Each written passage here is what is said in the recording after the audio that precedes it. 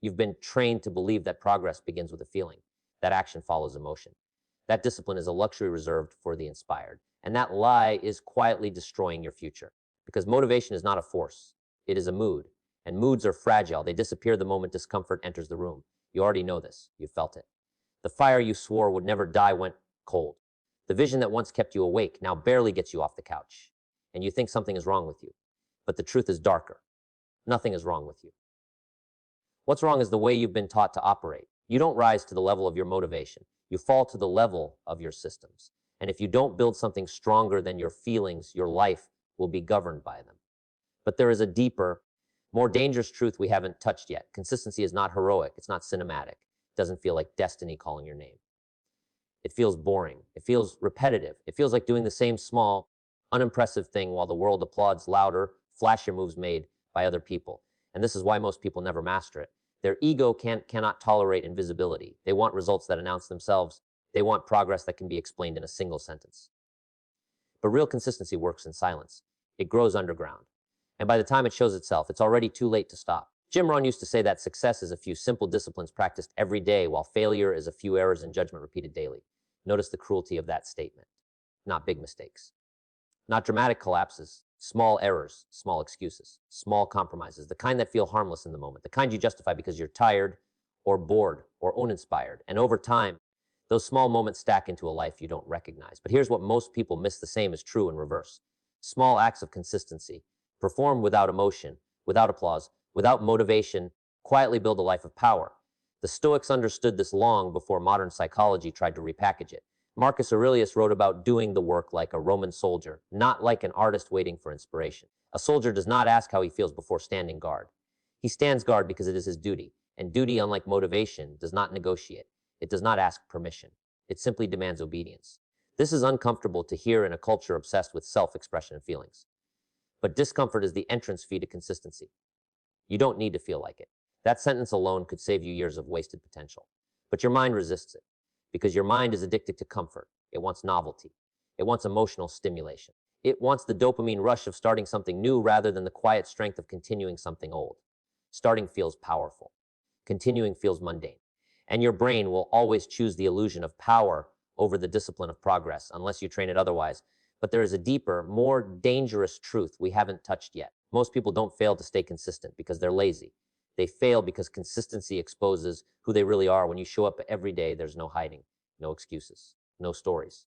The results become undeniable. And if the results are poor, you can no longer blame circumstance or luck or other people. Consistency removes your alibis. And that terrifies the ego. It's much safer to start and stop to be potentially great rather than provably average, because potential feels noble. Reality feels threatening. Machiavelli understood power dynamics better than most. He knew that what people admire publicly is rarely what they practice privately. They praise discipline. They celebrate resilience. But they live impulsively. They are ruled by appetite.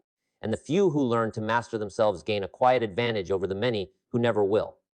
Not because they are more talented, but because they are more predictable to themselves. They do what they said they would do, even when no one is watching, especially when no one is watching. Consistency is self-trust in action. Every time you keep a promise to yourself, you reinforce an internal identity. I am someone who follows through. Every time you break it, even in small ways, you teach yourself that your word is negotiable. And once your word becomes negotiable to you, it becomes meaningless to others. This is how self-respect erodes, not through massive failure, but through daily dishonesty with yourself. You wake up one day and wonder why confidence feels fake, why discipline feels forced, why motivation never lasts. It's because your mind remembers every time you quit. It keeps score. And no amount of positive thinking can override a ledger filled with broken promises. Consistency repairs that ledger, slowly, painfully, one honest action at a time. But there is a deeper, more dangerous truth we haven't touched yet. Motivation fades because it was never meant to last. It's a spark, not a fuel source.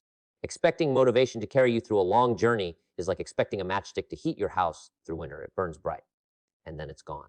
Consistency, on the other hand, is not exciting. It's structural. It's the architecture of progress. And architecture doesn't care how you feel. A bridge doesn't collapse because it's bored.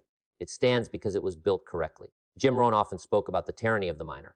How small, seemingly insignificant decisions shape your destiny more than dramatic ones. The decision to read 10 pages, to make one call, to show up for 30 minutes instead of 0. These decisions feel laughably small. That's why people dismiss them. But time does not dismiss them.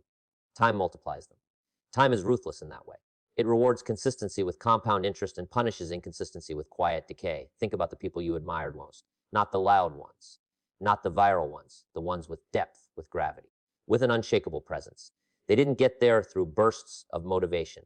They got there through rituals, through routines, through showing up long after the excitement died.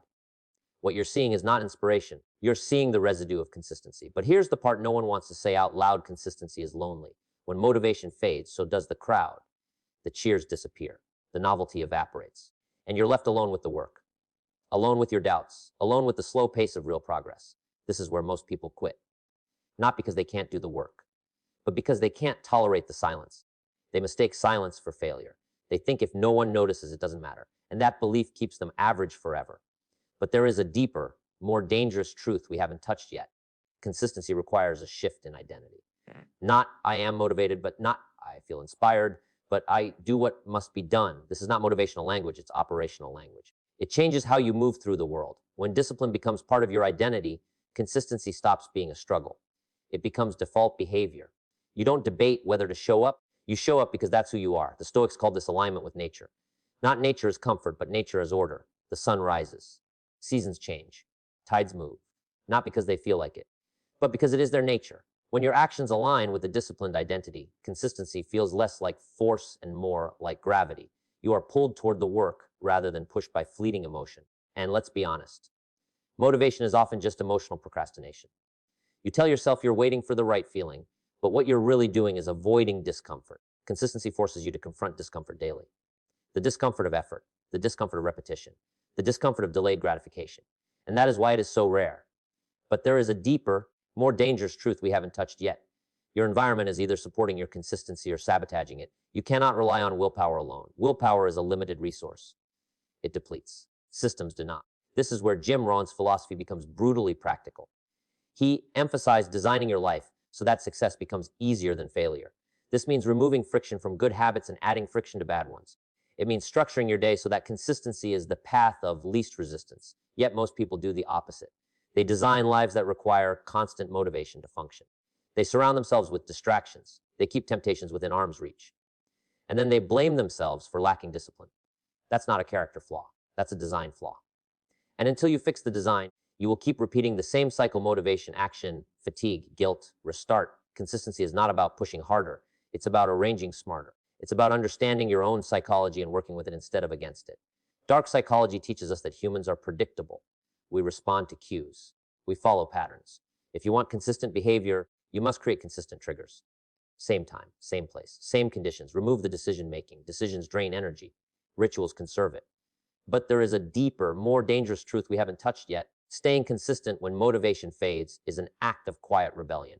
You are rebelling against a culture that tells you to chase feelings, to follow passion, to abandon anything that doesn't feel good. You are choosing long-term respect over short-term relief. And that choice will isolate you. People will not understand why you keep going when the excitement is gone. They will call you obsessive, rigid, extreme. Let them.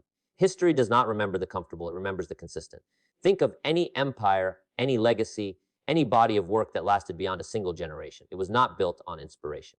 It was built on routine, on structure, on repetition, on boring, relentless execution. The glamour comes later if it comes at all. And chasing glamour is the fastest way to lose consistency. There will be days when you hate the work, days when you question the point of it all, days when quitting feels logical, even intelligent. These are not signs to stop. They are signs that you are exactly where you should be. Growth does not announce itself with pleasure. It announces itself with resistance. And consistency is how you push through that resistance without drama. But there is a deeper, more dangerous truth we haven't touched yet. The ultimate reward of consistency is not success. It's sovereignty. You become ungovernable by your moods, unshaken by external chaos. You stop needing motivation because you have something stronger: momentum. Momentum is cold, impersonal, relentless. Once it's built, it carries you forward even on days when you're tired. But momentum only obeys consistency. Miss too many days and it dies. Protect it like your life depends on it, because in a way it does. Jim Rohn warned that we must all suffer one of two pains: the pain of discipline or the pain of regret. Discipline weighs ounces. Regret weighs tons. Consistency is choosing the lighter pain daily before life forces the heavier one upon you. And life will force it. Time is not neutral. It is either building for you or against you. You are not special in your struggle. Everyone feels motivation fade. The difference is that some people act anyway, and others wait. The waiters become spectators in their own lives. The actors become forces, and the gap between them widens every year, quietly, invisibly, until it's impossible to ignore. But there is a deeper, more dangerous truth we haven't touched yet. If you stay consistent long enough, your old self will try to sabotage you. It will whisper that you're changing too much, that you're becoming boring, that you're losing your edge. This is not intuition, this is identity resistance. Your mind is trying to protect the familiar, even if the familiar is dysfunctional. Consistency threatens the old narrative, and narratives fight back. Expect it, prepare for it, and continue anyway. One day, without realizing it, you will cross an invisible line. The work will feel normal. Skipping it will feel strange. Discipline will no longer feel heavy. Inconsistency will. And people will call it motivation. They will ask how you stay so driven. You'll know the truth. You're not driven. You're consistent. And consistency doesn't fade. Now listen carefully. This is where it comes full circle. You started this believing that motivation was the key. That if you could just feel inspired enough, everything would change. But motivation was never the problem. Your dependence on it was. The moment you stop waiting to feel ready, you become dangerous. The moment you act without motivation, you reclaim control. And the moment you build consistency, you no longer need motivation at all.